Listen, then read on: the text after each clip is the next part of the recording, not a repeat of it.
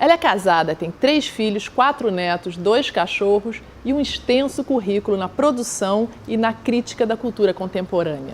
Transita com a mesma facilidade entre os clássicos da literatura e os mais novos fenômenos da cultura urbana.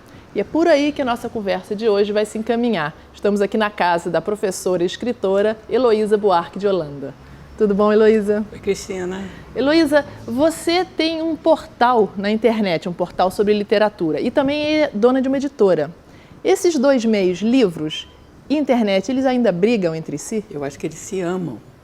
Eu realmente acho, porque a internet, ela facilitou demais a expressão escrita. Então, nunca se escreveu tanto quanto hoje. Aí os puristas, os intelectuais mais ortodoxos dizem que está se escrevendo errado.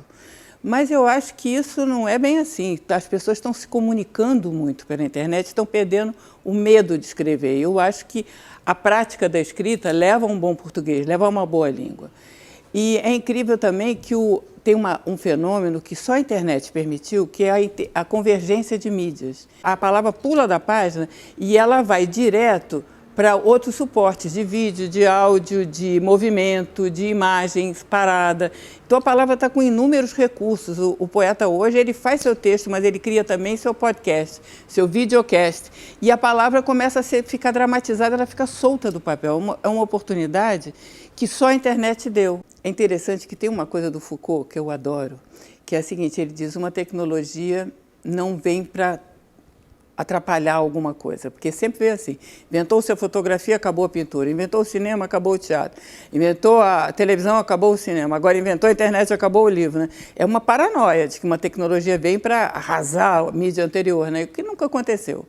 As coisas, muito que pelo contrário, tornam-se muito mais potentes.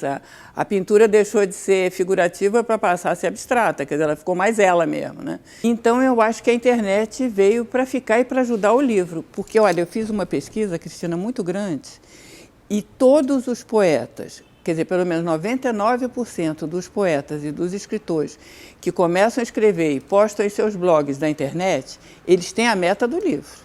Ele faz ali para mostrar, para trocar, para caprichar, mas a meta é o livro. Mas a internet influencia a maneira de escrever? Essa pessoa que escreve num blog, que coloca o texto dele, é diferente de um texto preparado para livro? O que eu acho que mudou foi o comportamento que essas redes sociais, que o exercício do blog dá para uma geração. Por exemplo, você vê que a escrita dos novos autores em livro, ela migra de poesia para prosa, de prosa para teatro, tranquilamente. O Marcelino Freire, que é um senhor escritor de hoje, talvez um dos melhores dos jovens, o Marcelino Freire diz que isso é a estética da gambiarra. Quer dizer, antigamente você fazia poesia e prosa poética e poesia narrativa, mas não é isso, não se trata disso. Você vai escrevendo em prosa, de repente você acha que a mídia, poesia te expressará melhor. Então, você passa para a poesia e volta para a prosa depois. E tem uma coisa que eu acho fundamental, que é a coisa do narrador. O narrador, na estética mais clássica, ele é onisciente, o narrador sabe tudo. Ou então ele escreve em primeira pessoa, se encarna no personagem, mas esse personagem sabe da sua história, é o único que sabe da sua história. Hoje você vê o narrador dos jovens ficcionistas completamente diferente. Ele ironiza a própria narração. Porque na internet a brincadeira maior, é claro, é você ter várias personas, vários avatares. Então você finge que é homem, você é mulher, você finge que é bonito, você é horrendo, você finge que é magra, você é gordo, você finge que é gorda e você é magra. Aí você vê nos livros isso. Um narrador irônico, um narrador que sabe que está encenando, um narrador que perdeu a ingenuidade sobre a potência da narrativa. Essa migração dessa prática da internet para a literatura impressa, isso ajuda, estimula a venda de livros? Estimula. Estimula porque também eu fiz muita... Como eu sou de uma geração muito mais velha do que essa garotada de internet, eu entrevisto eles muito para entender minimamente aquela cabeça. E então, eles muito dizem que, por exemplo, postam milhares de poemas, milhares de pedaços do seu coisa para criar um público e garantir o lançamento. Aí o lançamento fica cheio de uma galera que eles nem conhecem. Vão conhecer no lançamento. Então, é um método de publicidade, de criação de mercado, de formação de leitor muito legal.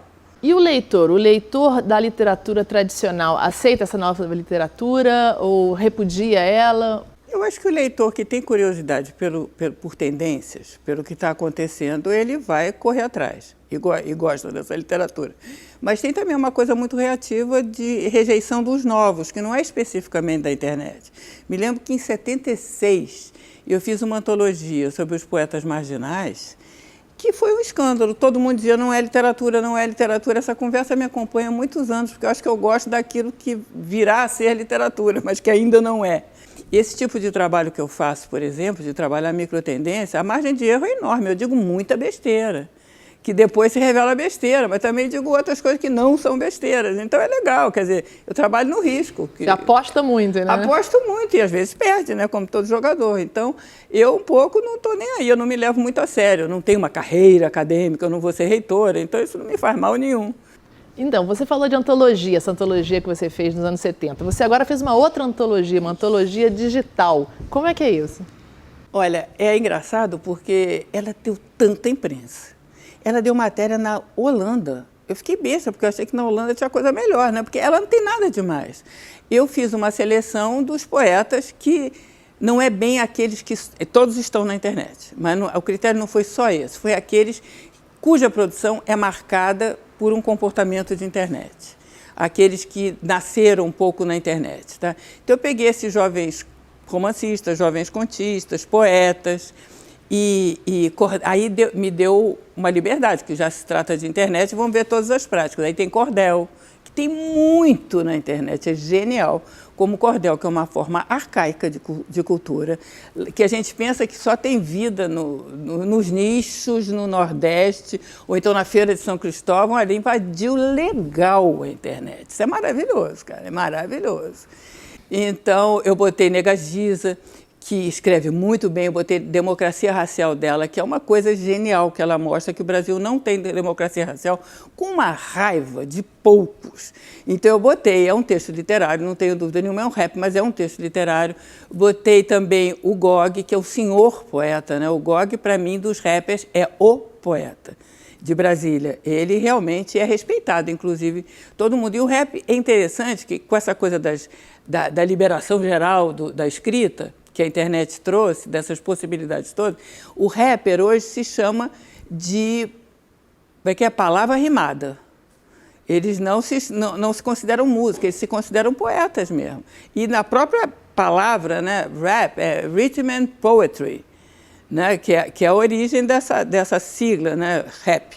É Rhythm and Poetry. E é interessante que ele... E poesia. Ritmo e poesia. Agora, no Brasil, como ficou muito ativista o hip hop, é interessante que eles dizem que aqui não é ritmo e poesia, que nem nos Estados Unidos, é ritmo e política. É bonito demais. E MPB também eles chamam de música preta brasileira.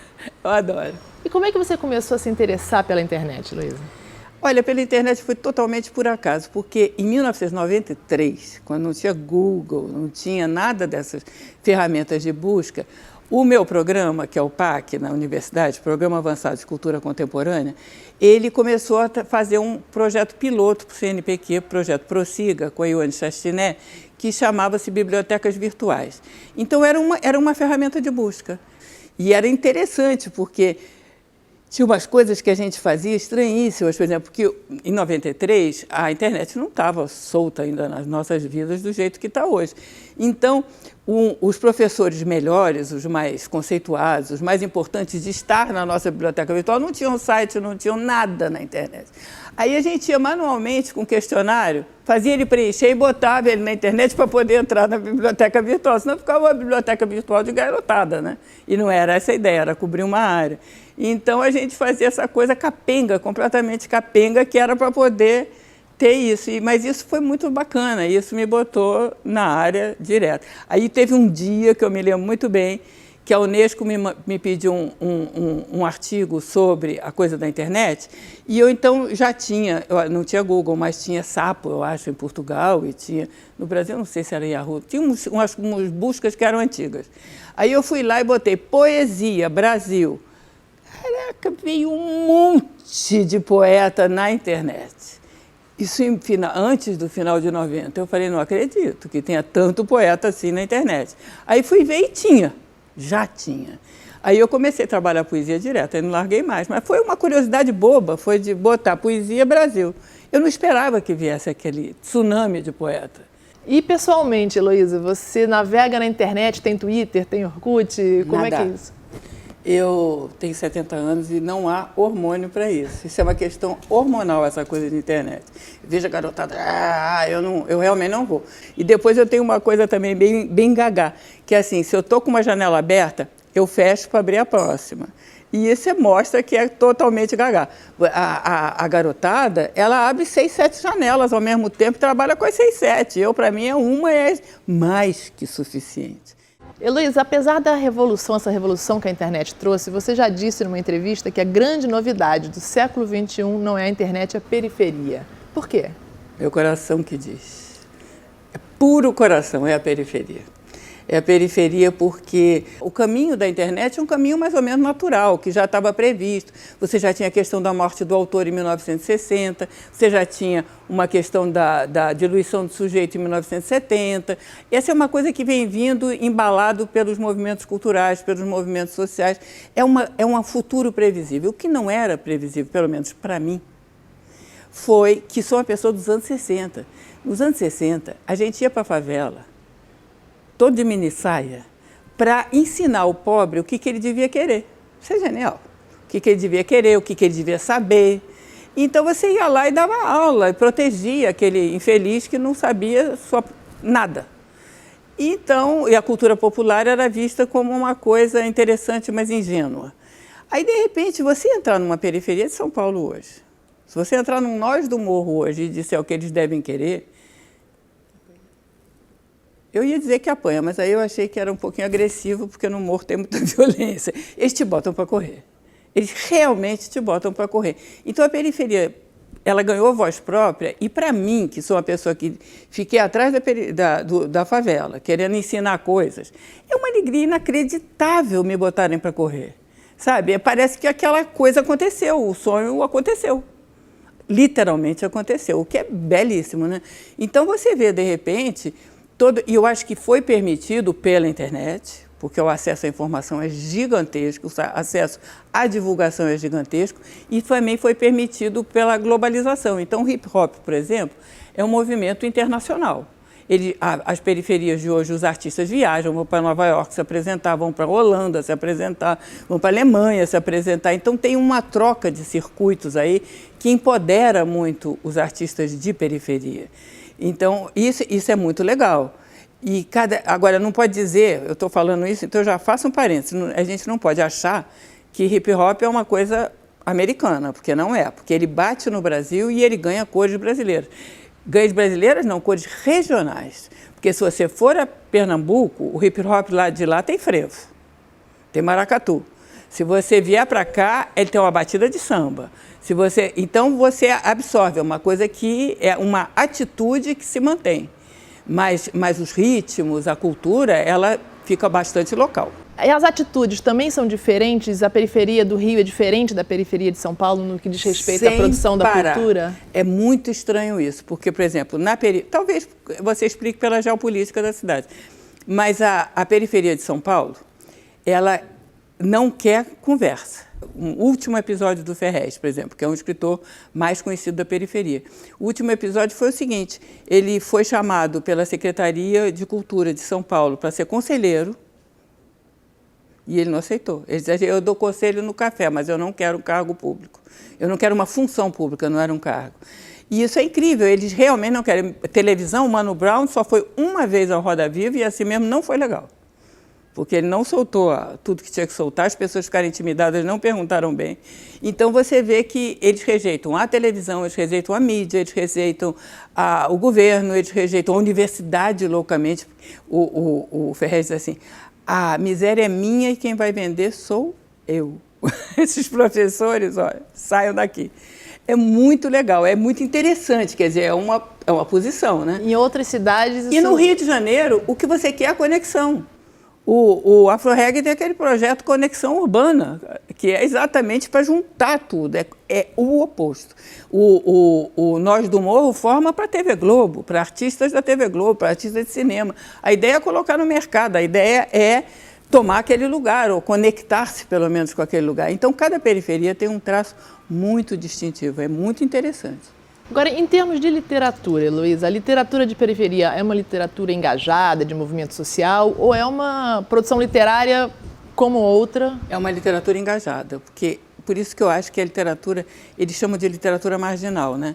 Mas eu acho que o nome certinho é literatura hip hop, porque essa literatura ela tem um viés hip hop, porque o hip hop é o quê? É uma coisa proativa. O hip hop ele não é uma música em si, ele é uma música pedagógica. É para conscientizar e para promover melhorias no seu lugar. Então, tem sempre um compromisso de formação. Por exemplo, você vê o Nós do Morro, quando aquele ator sai, vai para a Globo, ele volta para dar aula ali. Isso é um compromisso, é um pacto, não é nem um compromisso. E no caso da literatura, por exemplo, você vai ver que tem mais em São Paulo que no Rio quase não tem, pelo menos como movimento não existe. Em São Paulo existe muito forte. Tem a Cooperifa, que é um sarau que reúne 500 pessoas para ouvir poesia, você já viu isso? Na classe média? Não. Só se for Roberto Carlos falando, porque poeta que é bom, ó, não reúne toda quarta-feira 500 pessoas. É incrível. E todo mundo sabe os poemas de cor e troca. As poesias produzidas por eles. Por eles ou não. Ou leem Drummond, ou leem... Não, senhora.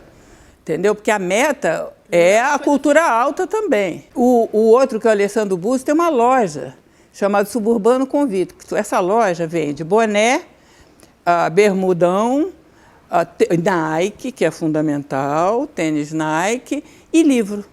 Vem no bolo do desejo, entendeu? Aí as pessoas compram um livro e ele deixa roubar. Ele fica felicíssimo quando alguém rouba um livro. Roubaram o livro, entendeu? É muito legal. Então, é uma atitude, é uma coisa militante. Os textos são mais ou menos militantes. Está ficando cada vez menos engajado explicitamente. Mas a atitude, não. Eu, inclusive, tenho um projeto, Cristina, que eu adoro, é minha saideira, que chama-se Universidade das Quebradas, em que, para não ser assistencial, é no meu programa da universidade, o PAC, então tem o melhor da universidade para o melhor da periferia. Não é qualquer pobre não pode entrar, não, tem que ser bom. Então eles levam o book e você vê se é um bom rapper, se é um bom grafiteiro, se é um bom poeta, entendeu? Se for bom, ele é aceito. Se não for bom, bota para correr. E na universidade não tem facilitador. A gente dá coisa difícil, coisa bacana para homenagear você, a gente deu o Guimarães para os rappers. Guimarães Rosa. Guimarães Rosa não é mole, ele é difícil. Se você der para Playboy, eles vão dizer que é muito difícil, professora. Os rappers amaram, porque eles foram direto para a invenção de palavra, sonoridade e raiz popular. Eles foram por baixo. Em vez de olhar literatura e chegar lá, eles foram de baixo para cima. Então, eles imediatamente viram que as palavras eram inventadas e ficaram fascinados com a possibilidade de invenção de palavras. A possibilidade de pesquisa do léxico local. O som.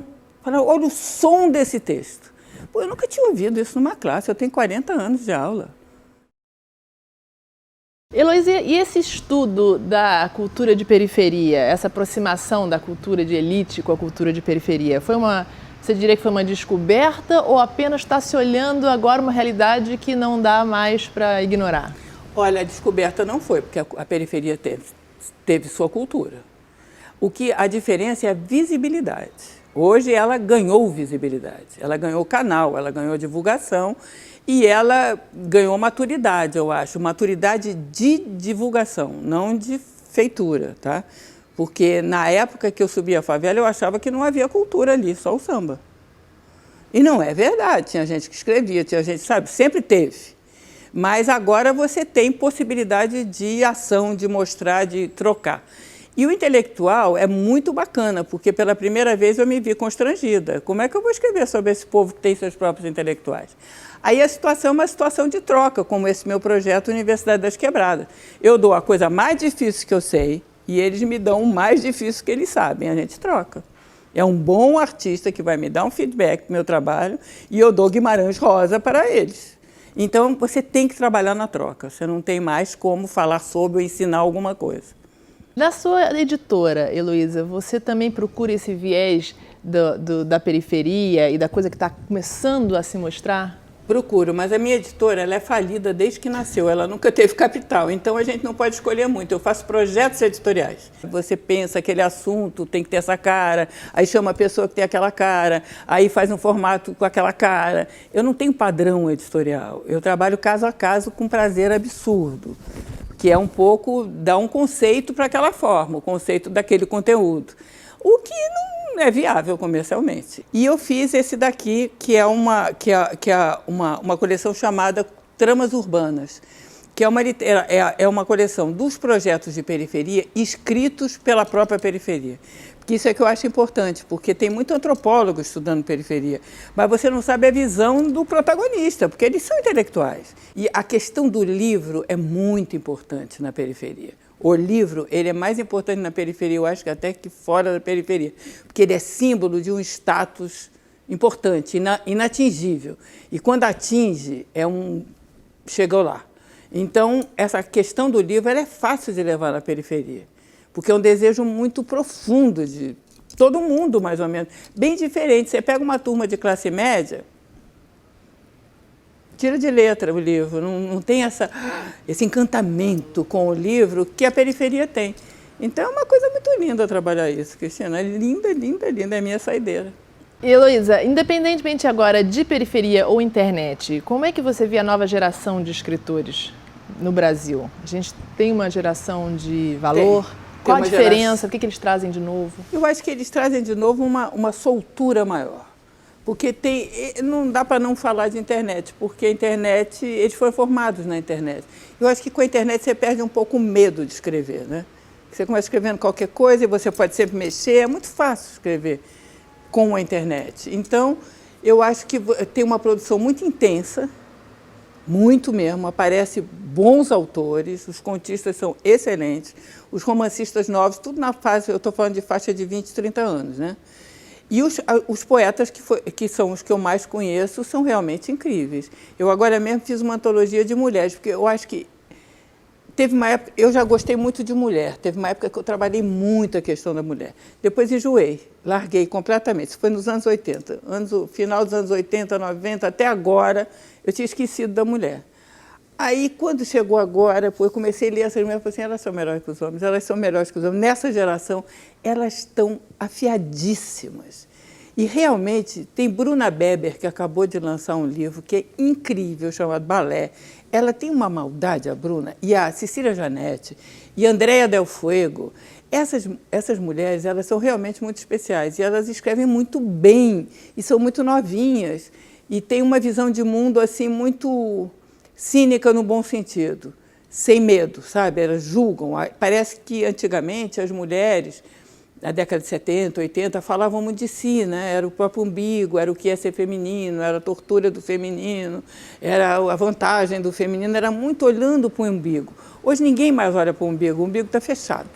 A questão do umbigo acabou. Você olha para fora e diz o que você está vendo. É uma diferença grande, isso para as mulheres, mas também para os homens. As grandes questões, eu acho que não habitam mais essa literatura. Habita uma visão muito lúcida, cruelmente lúcida, do que ele está vendo no entorno. E é uma crônica sensacional. Eu acho que essa geração tem essa marca e tem um fazer literário muito sofisticado. Eles escrevem muito bem. Obviamente, reescrevem tudo várias vezes. Não tem a espontaneidade do poeta dos anos 70, que escrevia, dizia que era descartável, escrevia na intuição, ouvia e botava o que tinha ouvido. Hoje não. Hoje você tem um trabalho literário, tem uma coisa bem profissional mesmo, e tem essa coisa de largar as grandes questões e o próprio umbigo e olhar em volta. E se você parar, Cristina, e olhar em volta, sai de baixo, que você vai ver muita coisa, né? Vai ver muita coisa. Com o olhinho mau, então... Ixi.